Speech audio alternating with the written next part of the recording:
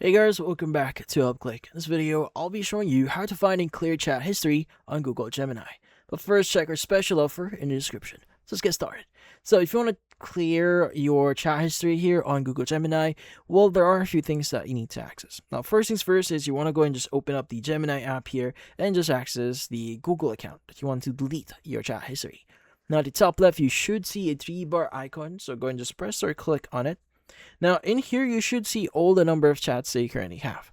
Now, to delete that specific chat that you want to go and locate it, and you want to go and press and hold on it. It should bring up these three options here. Now, you have pin, rename, and delete.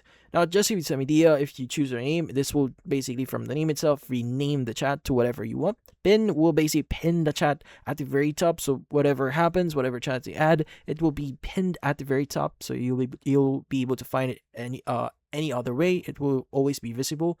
But if you choose delete, this will basically delete the actual chat. So you want to go and just click on confirm, and that should delete your chat. Now, before deleting your actual chat here, just keep in mind that once you delete a chat, you will lose any previous interactions. If you've trained your AI in some way, you will also lose that progress. So just keep in mind what will happen.